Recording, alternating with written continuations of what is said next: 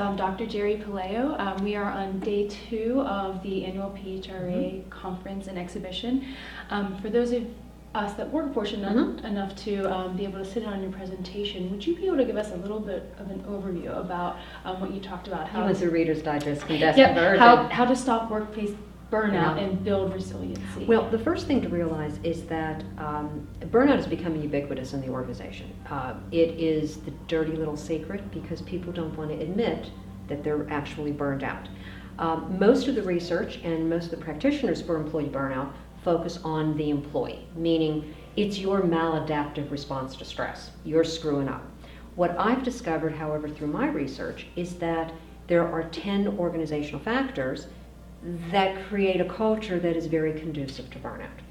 And even if you're a resilient individual to begin with, if you get into a culture that has one or more of these factors, you're much more likely to burn out. Why does that matter to HR professionals? They're going to leave. That's part of the recovery process from burnout, is to psychologically or physically remove themselves from the situation. So you're going to have high turnover and you're going to have higher stress, and basically the organization is not going to be able to meet its objectives. One of the things you said in your presentation, you talked about presenteeism, so maybe people might physically leave the organization or they might mentally check out. Oh yeah, they're there in body only, absolutely. And that's one of the signs of burnout. When someone engages in presenteeism, I don't believe it's because they don't care. I believe it's more of a defense mechanism. Maybe they are burning out and they're stressed out, and so they're there, they need the job, but they're just doing the bare minimum. Absolutely. Great presentation today. Thank you so much for sharing with all of us. Thank you. You're the president and CEO of Change Management Solutions, Inc. Can you tell us a little bit about what your company's dedicated to? Well, using my Burnout During Organizational Change model, or BDOC, because BDOC is a lot faster to say than Burnout During Organizational Change model. Remember acronyms. Exactly. We're dedicated to eradicating workplace burnout once and for all. And from an HR perspective, it's bringing the human back into human resources. Tech is important. We all know that. We all rely on tech. Sometimes even when there's glitches with the tech, we still rely on it.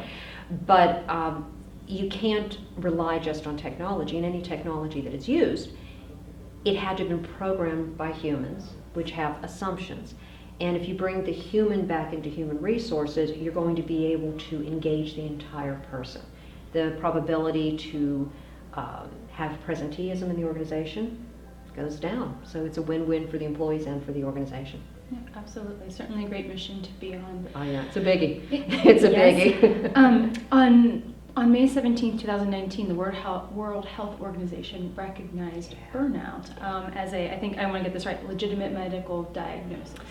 It's very interesting because the first reports that came out said it was a diagnosis similar to depression. In reality, they're saying, oh, it's not really a diagnosis. It's more of a phenomenon that leads to diagnoses. But that's a huge shift, because before, burnout was viewed as kind of a work-life balance issue, very individualized. But in May 2019, what was so important is burnout is an occupational phenomenon. So it's something that arises in the workforce due to chronic workplace stress that is not well managed. And as I said, I do not believe that burnout is an individual's maladaptive response to stress, meaning it's the employee's problem.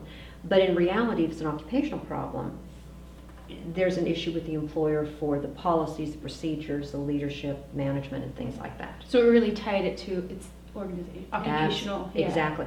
And the other thing is one of the things that I said in my TEDx talk was that there's a strong similarity between burnout and post-traumatic stress disorder. And to all you HR professionals, you know that PTSD is a de facto disability under the American with Disabilities Act, which requires reasonable accommodation. My argument, and I made this starting back in 2011, was if burnout is a form of PTSD, then it needs to be reasonably accommodated, and that's going to make huge transformational changes in the workplace. And HR is going to be in the forefront in creating that culture that builds employee resiliencies and enables employees to bring their whole selves to work, but do it in a balanced way so that they don't burn out. Wonderful. Well, so we've talked a lot about burnout. Could you tell us what are some of the symptoms of burnout? Like, how do you recognize it? Yeah, well, one of the things is individuals tend to deny when they're burning out. It's a stigma. It's like, oh, something's wrong with you, suck it up, that type of thing. But you'll find burnout often occurs with extended work hours, and you see this loss of efficiency and effectiveness. Burned out people are not really nice people to be around.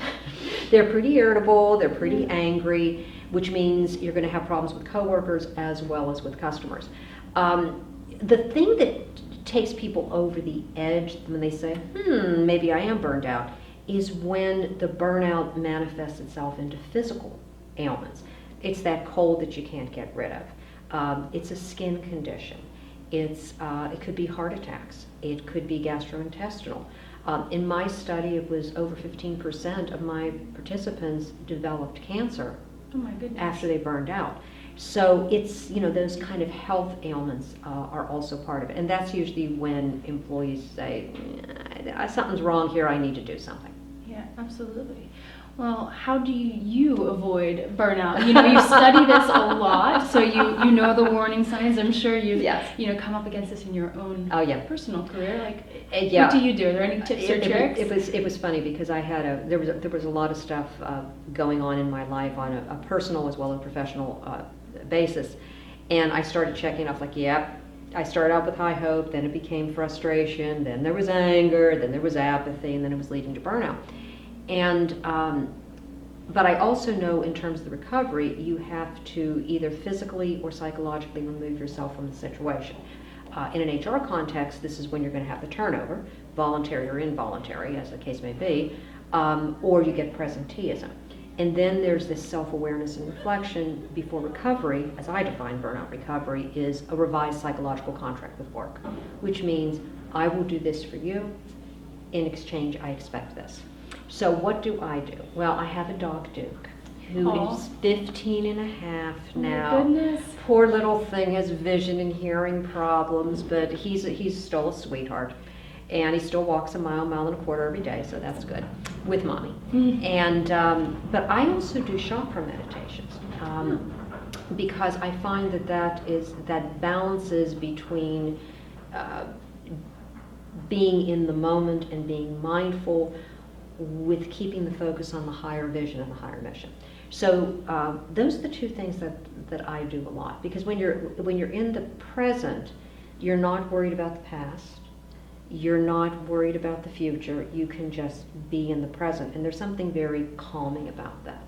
But yeah, it still takes some work. I'm not a yogi on a mountain, You have to find what works for you, and Exactly. sometimes that takes some time. But the important thing probably is that you're looking for those things. Absolutely, and doing it consciously, and because those are the types the self-care tends to go to the wayside when you're on a lot of stress, and you have to take care of yourself. It's kind of like in the airplane, where if you're traveling with a child, when the oxygen mask comes down, your first reaction is to put it on the child. But you should put it on you so that you're able to take care of the child. And I think that analogy is really important to self-care in terms of avoiding or overcoming burnout. Oh, absolutely. Yeah. Wonderful. Thank you for sharing. Oh, my pleasure. One of the other things that we discovered about you when we did some research Oh dear, is that you've been a career coach for over 20 years. Oh, yeah, more than that. But you talked a little bit about the recruiting process and some problems that you've noticed, and as HR professionals, we're always interested to hear more about that. Right. Would you mind sharing a little bit? One of the things that I think there's a lot of age discrimination out there. Now, we all know about the ADEA, but there was a recent ruling where that only applies to employees. It doesn't apply in the hiring process. So an employer can say, you know something, I like you, but you're too old. We don't want you. Which that's scary to me, because baby boomers are very vibrant. We still are. And we're not going to go on a rocking chair on the front porch anytime soon. And I think that with the applicant tracking systems, which they're the bane of my existence, they drive me crazy, because some are good and some are really bad. I was applying online for a teaching gig with the university. And I uploaded my resume. And I've had a strange career thing because I've taught in universities for 15 years. And then I've owned my own businesses for many years longer than that. And so I have a dual career path. So I had this, very nicely put out on the resume. And I uploaded it, and you know how it pre-populates? Do you want to know what it said my last name was? Professional. I'm like, the second word on there is Puleo. How did you get professional in there? So I think there's a lot of problems with that. And I think that I wish that recruiters would give job applicants an idea of how long it will take to fill out the online application. Because some of them are really quick. It's like a couple of minutes. Others, it's like, oh my God, in heaven, we just have to, this is taking me an hour to do it. And then if something's off with the software, it's very frustrating. I was talking to a colleague of mine who had done some research on over 50 workers and their job prospects. And she was also working with employers. And the employers were so upset because they couldn't find qualified candidates. She said, how many of the ones who pass the ATS tracking were over 50? They're like, not that many. So I think the older generation needs to understand better how to format resumes and things like that, because there are all kind of formatting things that can screw up an ATS.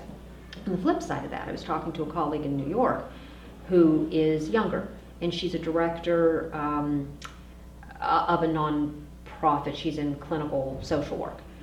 She's younger, and she was getting discriminated because of her age. And I think what we all in HR want to get to is, let's look at the qualifications. That's what the laws want us to do. Mm-hmm. But let's take age out of the equation altogether. But I think there's some real challenges. And also recruiters who don't really understand what the job is, and they're doing the screening interviews, that can be frustrating too. Well, absolutely. Everyone's been there on the job search before, Yeah. so thank you for sharing some of those examples. Certainly things to look out for, or maybe do a little bit more research and dig into. Exactly. Well, thank you so much for spending the time my with us pleasure. today. We really appreciated your presentation, Thank sharing you. your research, and kind of the model that you developed. It's helpful to say, here are some of the issues, and then here are some ways that you can combat it. Now, go forth and do. So exactly, and have the courage, courageous HR.